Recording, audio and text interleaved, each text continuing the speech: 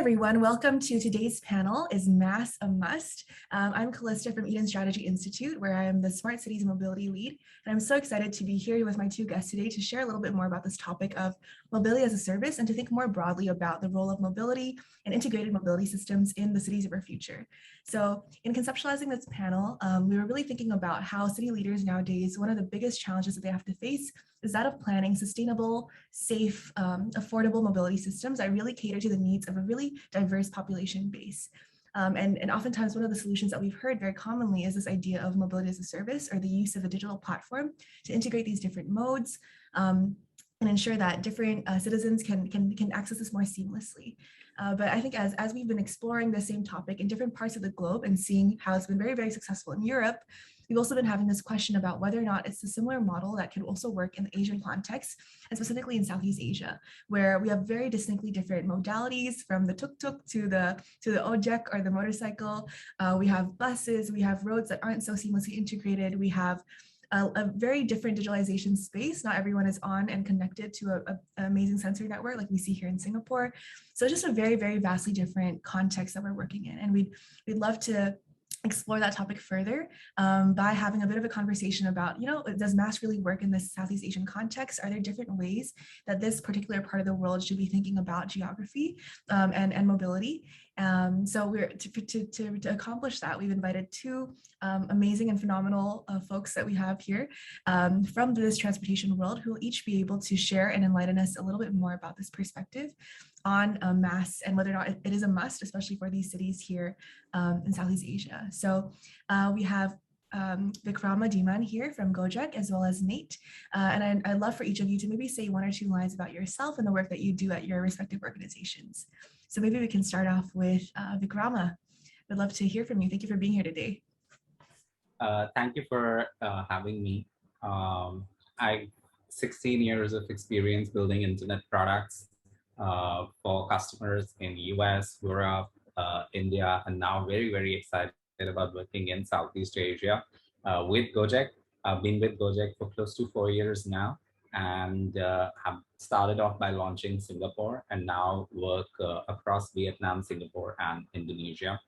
Mobility as a service, or enabling access to different mobility needs, is one of our central themes at Gojek, to enable friction-free access to cities and making cities more accessible. So very excited to be in this panel to share about what we are looking to do in Gojek, and also in general about how Southeast Asia is evolving with mobility as a service. Great, thanks so much, VIKRAMA. I'm really excited to hear about some of the apps and some of the ways and the products that you design, right, to resolve some of these challenges that we're talking about. Let's hear from Nate now. Great to have you, Nate. Thanks, CALLYSTA. Hi, I'm Nate. I have around 20 years of experience in transportation professional. My career is actually all the way from the beginning. It's about transportation. I started with transportation consultants and then moved my way working for the city government. At the same time, I get the chance also to work for the transportation technology company and also some startup firms. And my last role is actually at the transit operators. So I'm very happy to share some of my experience across the US and also Asia and also in Southeast Asia for today, specifically on the future of mobility, sustainable transportation. How can we plan for the future city, future mobility? Thank you. Yeah, thanks so much, Nate. I think the audience might concur with me that we couldn't have picked two better folks to speak about this topic. And I especially love that each of you offer just different perspectives to the same issue, right? One can maybe VIKRAMA may be coming from more of a technology angle and about products and services, whereas Nate has a very vast transportation angle, is able to see the system and the way that different modes connect from that experience in development and transit planning and so on. So that's amazing, and I really hope for a rich conversation today. I think just to maybe orient us and get even the audience on the same page, it'd be great if we could spend just a couple of minutes just helping to ground everyone in what this concept of mobility as a service really looks like and what it actually means, right? It's a very fancy term, and the tendency with these fancy terms is that everyone just throws them out, mass, but we don't really know what the heart of it is and what the defining characteristics of it look like. So either one of you would welcome you to just take a stab at helping us define this concept with a bit more clarity. Feel free. VIKRAMA. Yeah, I'll go first. So for me, mobility as a service is integration of various transport methods into one mobility service. Mobility is the ability to transport goods or people from a point A to point B with CDE in between optionally. And how do you get from point A to point B via most of the times we think it is one transport service that can be there, but that usually is a subset of the bigger use case, which is you using more than one option. And this is where it becomes more interesting from a Southeast Asian perspective as well. The second part, which a lot of people, which is something which is controversial and debated a lot, is whether it should be accessible on demand or whether it should be something which you can book in advance. I don't necessarily think that it should always be on demand as long as you are able to access it. For instance, you can get a monthly pass to the train or monthly pass to the metro, and you can just hop on and go as you please. That would also qualify in the mobility as a service packaging for me. An example of this is one of the things that we have on Gojek, which is the Go Transit app, where you can enter in a very hyper-local context, say Jabodetabek. You can enter, you're going from a place, say Bogor to West Jakarta. And when you're going from there, you're likely to have one or two changes in the different MRTs that you will choose. And you will also have a first mile and a last mile. So essentially you have 4 different transport services, and we're not even including walking over here, which is one of the most effective transport services available. And it has been actually shown that walking and cycling actually improve the efficacy of the city as well. So if you add walking as well, so that's total of 6 services. Now, how do you streamline that? How much should you walk? Is it raining? Is it too hot? Is the weather pleasant? Where do you get access? How do you board a train? How do you change? Where do you change? And then how do you do the last mile? And how do you do this planning seamlessly for both day-to-day activities as well as when you're going somewhere where you don't know? All that is enabled via the Go Transit app. So that's one example of a mobility as a service product, where it is something that you use to go from a point A to point B, and not necessarily plan out each of the steps individually, but see it as a cohesive, integrated whole. Yeah, thanks so much, VIKRAMA. I think not only did you help us and remind us that it's more than just these modes, it's also our own active mobility, our own 2 feet, and where that gets us, the free and most accessible mode of transportation, if anything, but also grounding in an example of Go Transit, which is resolving this exact issue. I'm from Jakarta myself. I know just how difficult this journey that VIKRAMA is talking about is, and so it's really great to see a place where I can think about it in one whole cohesive step, as opposed to, okay, how do I get from my house to the bus station? That's one thing. How do I get from the bus station to my workplace? And other things. So thanks for giving us some of those grounding principles, which are integration, this seamless kind of journey, especially multimodal, right? We're thinking about multiple parts of a journey here, not so much just one part. Nate, I would love for you to maybe expand on this in a little bit and help us clarify, are there some misconceptions that people tend to have about it? What is it and what is it not? Maybe you could hear from me on that. Sure. Okay. So yeah. So mass concept is basically, I think, is the concept that try to shift away from personal mobility toward the services. I mean, we all have, and not we all, but majority of the people own car right now. But in the future, we might not need to own car. We will have services, which is normally is comprised of 2 major parts. The first part is actually the backbone public transit. transit, which is actually normally run by the city government transit operator like MRT, bus, BRT. And then the other part is actually the first mile, last mile part. So we need to make sure, as VIKRAMA has already mentioned, how we get people from point A to point B safely, how we get them with all the choices. We need to offer different kind of option and choices because we have different kind of segment. We have different kind of traveler. Some travel student, they might not be able to afford a lot. They might need to go on bike. They might need to, some traveler may be a business person. I mean, he might need to go very fast. So he willing to pay, his willingness to pay is a bit more. So Maas basically is a platform which is actually aggregate all the mobility services. But sometimes people always kind of thinking about new mobility, on-demand mobility.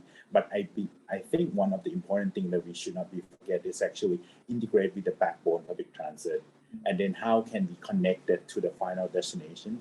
And the other important thing is actually when we aggregate and offer this kind of platform, the service needs should be able to affordable, reliable. Because I mean, if we just offer like point A to point B taxi, not everyone can just take taxi from home to work every day. So all this kind of thing and integrate the payment, which is make them convenient and easy. And then how the last step is actually, one of this is actually offer for them. People will give up their car and willingness to use public transit and also first mile, last mile connection. Yeah, thanks so much, Nate. I really appreciate how you gave us some parameters of what a successful Maas system looks like, right? Because everyone could design this seamless, everyone takes a car and we just all get there through car, but you're introducing some parameters here about affordability, reliability, and if I could add maybe sustainability too, of which public transit and active mobility are definitely superior, right? There's so much efficiency in being able to carry that many more people on a bus than a single individual car, although both are equally important in a very effective and well-functioning mobility system. I thought that what you said about public transit and this first mile, last mile is obviously Gojek's forte. They started out in this first mile, last mile business. How did you think about bringing in the public transit layer into that? And what was that experience like, such that Gojek was, motivated and able to pursue this Go Transit product, right? And saw that it's important actually for our market and your users. It's always working backwards from the customer. And these buzzwords essentially are meaningless if they don't add value to the customer. And when we started off with projects, and how the inspiration for projects came around was when Nadeem saw the motorcycle taxis just lying around and how inefficient the system of matching the demand to this supply was, and how do we make it more efficient. And it started off with a call center and then an app. And similarly, we also looked at our data and we looked at the trends as well, that most of the people who travel to Jakarta from suburbs, and that's a sizable population, about 4 million people pre-COVID every single day, and 2 journeys. These people, they were booking first mile and last mile to these MRT hotspots and public hotspots. So what was happening in the middle was deciding what was happening in the first mile and last mile, and not taking care of that middle mile was leaving the experience of making the entire city friction-free and more accessible broken. So how do we fix that? And that was the inspiration behind it. And a lot of our employees would speak about it. A lot of the customers that we will go and speak about it, and a lot of our drivers would speak about it. And viewing that entire journey as one enables us to not only add value to our customers, but it also adds value to our driver partners as well as our merchant partners, where we can leverage some of the other products that we have as well in making these entrepreneurs, these micro entrepreneurs, make the city more accessible to each of the customers. If you're going back home, how you're going back home helps us recommend to you where you should get your grocery from, where you should get your food delivered from, when you should get your food delivered from, and so on. So the inspiration is always working backwards from the customer.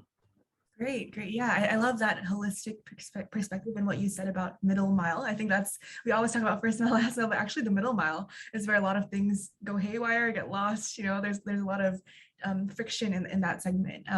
I'd also love to hear from Nate, given, having been in so many different geographies, having worked in San Francisco, for example, doing multimodal transportation planning, now seeing your work in Southeast Asia. I'd love to hear more maybe about the perspective from a city point of view, right? Why should they be pursuing this? What benefit does it stand to bring for them, especially in Southeast Asia? Yeah, so basically, I think we are now working toward the sustainable city, sustainable transportation. We would like to get people out of the cars. We would like to have less carbon footprint to our society. All this kind of thing is actually coming to why we need mobility as a service. It's not just only help passenger experience or traveler experience. We want people to give up their car. We want them to have more choices of traveling. When they have choices, one they can travel affordable, and one they can get from point A to point B reliable, that is important, and safely. Then people will give up their car. We will use more public transit and first mile, last mile, and also on-demand mobility or something like services like Gojek is providing. So that is something that we basically working on as a state government. In Southeast Asia, the mobility as a service, it might not be 100% like San Francisco or the Western world. Like, for example, I worked for a startup micro mobility before. E-scooter, is that e-scooter ready for Jakarta, for Bangkok? I mean, I'm not saying that e-scooter is not the future, it's future, but do we have infrastructure? Does policy and government support? So there's certain things that in Southeast Asia, we're not gonna see exactly the same picture of the mobility as a service in the US, in European, and in Asia. In Asia, we might see backbone public transit, or maybe I like the term VIKRAMA mentioned is a medium, what you call medium transit.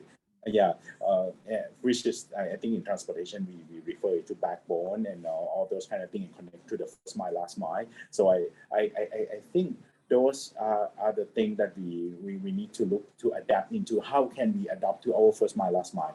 How we can do tuk-tuk on demand? How we can do motorcycle on demand like Gojek? And also it could be bicycle, walk, and e-scooter, it will come, but how can we work the city government to make sure that we have the infrastructure for e-scooter to travel, or maybe the bike lane for them to travel? So all those kind of things, we're going to see some differences. And the other part is actually our backbone public transit is not that perfect like in the US or in the European. We also need to help them to bridge the gap. Maybe if we build Maas, there might be some gap for sure, because I believe in Southeast Asia, Jakarta, Philippines, Manila, Bangkok, we might not have complete public transit yet. Maybe Maas could be as a tool that where we're missing the backbone gaps, we can use some on-demand to help to connect the gap and then close all the loops. Yeah, thanks so much, Nate. I really love what you said about how Maas actually, maybe even in the pursuit of Maas, you almost expose the gaps in your system, and it can actually help to bridge them as well, right? Because of this connection. The whole point is about connecting different modes. And I was wondering, Vikrama, would you be able to maybe add a little bit more color to what Nate was saying about this, just how different, right, the contexts are, and how Gojek has designed around that in your own in developing the Go Transit app. So Southeast Asia itself is very diverse. I think we play a lot of emphasis from how we are very different from the West. But what I think we sometimes miss is that within Southeast Asia, we have a lot of diversity. So Singapore is one end, but even if we look at cities like Kuala Lumpur or Ho Chi Minh, Jakarta, Bali, they're all so very different from each other. And in one place, your middle mile could be the MRT, a very well-functioning MRT, like say a Bangkok. In another places, MRTs are just coming up and you have trains and buses, which actually end up, and in other places, it's actually just a ferry. So you have to understand that context on how that journey is happening and where that journey is happening to make sure. For instance, and then the second thing we have to look at is the various customer segments. So there are customer segments which are very upwardly mobile. That's one segment, but a large number of population is ones who are still aspirational, who are still working and making just a little bit amount of money. And in one of our studies, what I discovered was that a lot of people would start their journey from the suburbs to Jakarta before 5 a.m. because the ticket prices would be lower. So just to save that much money every single day, people would start their journey before 5 a.m. And that means, especially for women, that they are getting less sleep every single day. And this lack of sleep is leading to lesser life satisfaction over a period of time. Now, how do you bake that in and actually work with the government in rolling out improvements, rolling out plans which enable people to not only plan their trip, but also plan their life with the budget, with safety, with comfort, all that in mind? That is where mobility as a service and planning for our part of the world and for our customers is very, very important. And that is what we are working towards in Gojek. Right, right. I really like the holistic kind of view that you have towards it's actually not just about the journey, but what the journey also means for other aspects of their life, right? Because ultimately mobility is that it's just about enabling people to do whatever it is they need to do as urban citizens. So I really appreciate that perspective. And I think for Nate, just going back to a little bit of what he was saying, it seems like the biggest driver from your perspective is sustainability. It's actually one of the biggest pushes. And it's almost hoping for that modal shift, right, away from the car into these varied modes of transit. I'm wondering, have you seen that be quite successful so far? Like, what are some of the key gaps and areas that especially city leaders in Asia should be wary of or should pay extra attention to? Right. So I think the city in Asia right now is actually kind of trying to work toward the MAT platform. There's a lot of research in university, a lot of the mobility provider like Gojek and some other try to develop journey planner and some kind of bundling ticket and all those kind of things. But I think from what I see right now, it seems like everyone working in silo. But coming from urban planner and transportation professional, this kind of thing, we cannot just do it by ourselves. The city leaders should act as the key leader and maybe establish something like special task force and then get everyone, all the stakeholders together. It could be city leader, it could be tech company like Gojek, it could be transit operator like the SMRT, BTS, it could be micro mobility startup like some other that is providing. All of this need to work together with the community representative. So we need to get everyone all together, but city leader need to act as the key to lead all this, because I mean, I don't believe if one entity or maybe the private sector or the mobility sector just gonna lead this without rely on backbone public transit. You not talk to the city government, there's no way you can get people from point A to point B simply. So, and at the same time, the city government cannot just do by itself. They cannot just work on the policy and then at the same time, it's not try to incentivize people, or maybe how can we promote them to use all mode of the on-demand new mobility that is coming up every day. So I think the key concept here, the city leader in Southeast Asia should be doing is actually be the leader, set up spatial task force, aggregate or maybe combine all the stakeholder involvement, and then come up with a task force and work on this kind of mass service platform for each of the city. Yeah, I really it's all about driving, right? Being in the driver's seat and leading. So I wonder, Vikrama, if you could share maybe some tales from your collaboration experience of was it more of Gojek being that driving force, and how did that collaboration play out in your context, so that others can learn, right, also from that experience? In a product like City, multiple things come at the same time. So it's very hard for one entity to just push and make a uniform impact on the customers.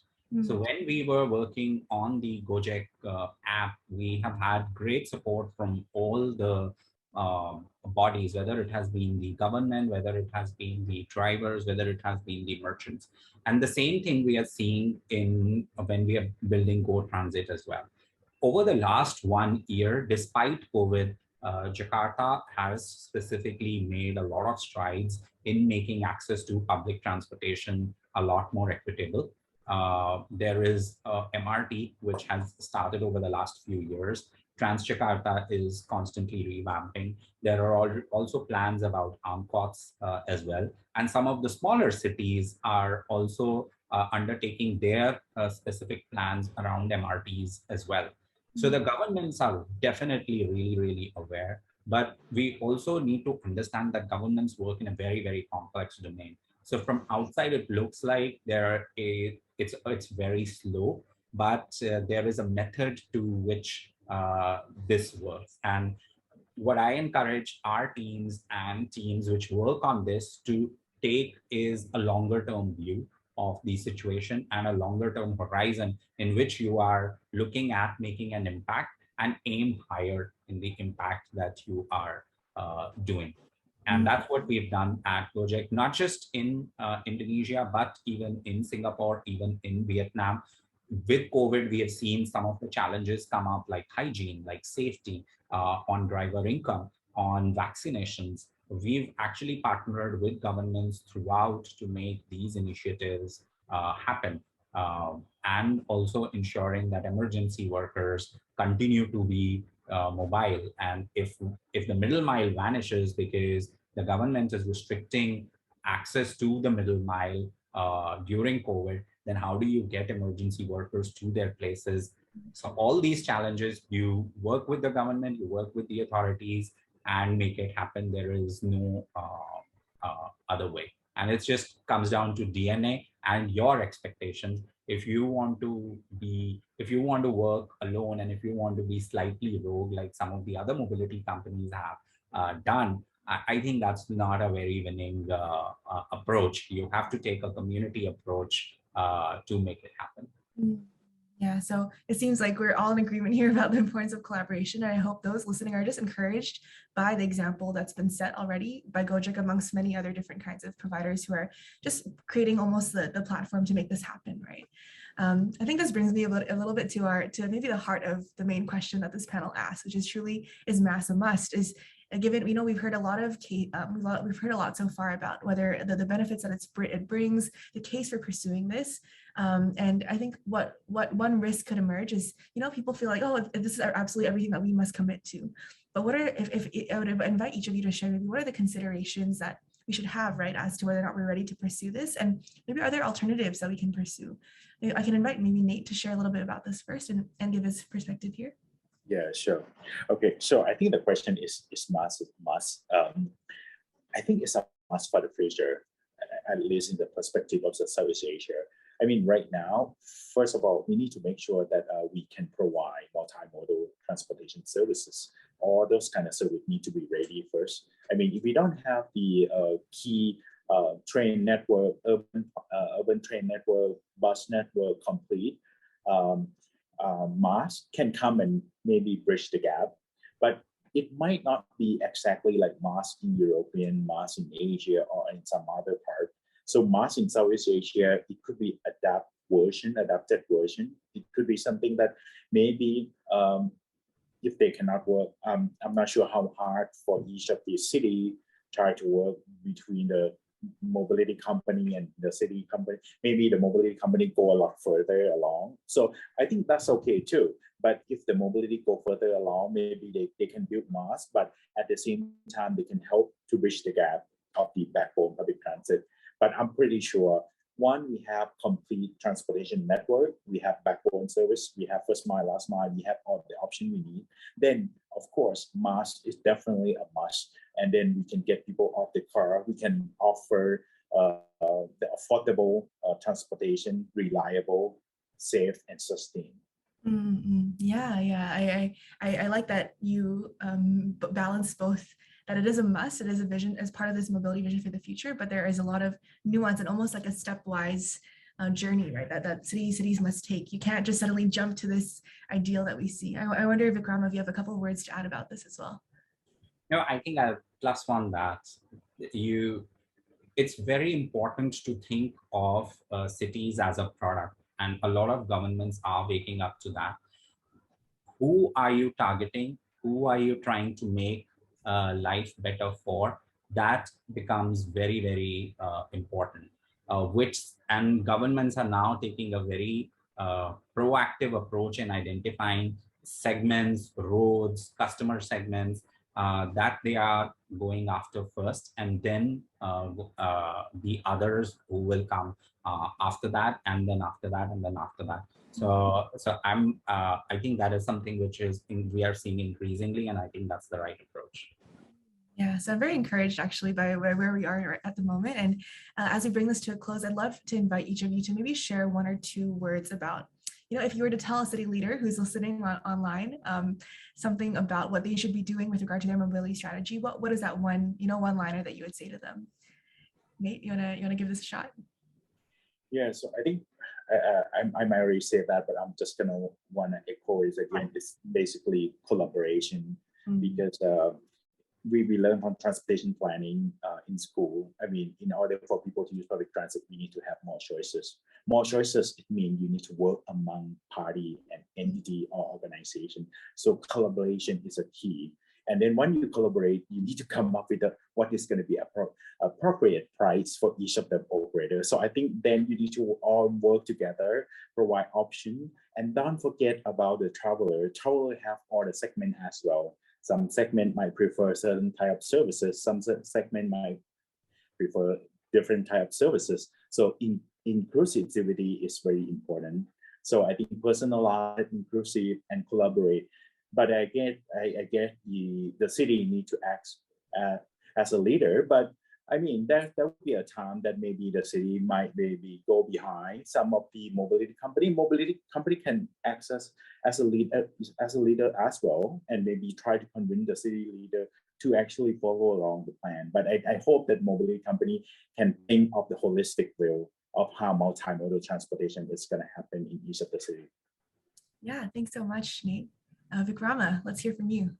Yeah, I think the points which Nate mentioned about taking a holistic view and taking a view of community and collaboration, those are very, very important. I think there is also a part which mobility companies themselves can do better. Eventually, we have to realize that we are making cities accessible for everyone, for people who are commuting, for people who are providing the commuting services, and then the other players in that mobility ecosystem, which can be people like, say, merchants, for instance. And we have to take a view which bakes in all these elements together. So it can't just be one view only. Second thing is, we are in throes of what is expected to be the next 10 years, a lot of change happening. And this change, I don't even mean by COVID or something, just the rapid rise of economies in each of the Southeast Asian countries. As that rise happens, how do we make sure that we are keeping pace with it and also enabling it further? That is something that is also very, very important. So we should all be responsive and adaptive towards that as well.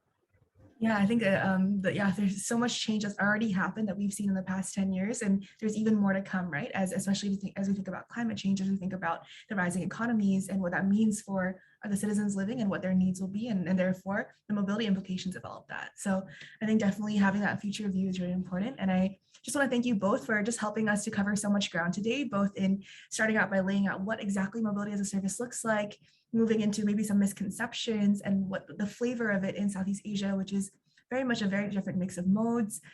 We talked a little bit about city leadership and the importance of cities driving collaboration, but also the role that mobility companies can play in helping to bring these folks together and having that view, having that technology, having the platform to tie it all together. And I think moving forward, as Nate shared, Maas is kind of here to stay. And maybe this broader concept of integration, right, is actually what's here to stay. And in order to do that, city governments really have to be able to lead us and bring together the right stakeholders, be open to collaboration, and have the right, the baseline infrastructure in place, whether it's the actual roads, if you want to bring in micromobility as part of your integration, or better pedestrian networks and so on. So having that very holistic view and not thinking about things in silos will be very, very key to making this successful. So I really want to thank both of you again for your time and for sharing. Eden is really excited to be a part of this because of our work in smart city governments.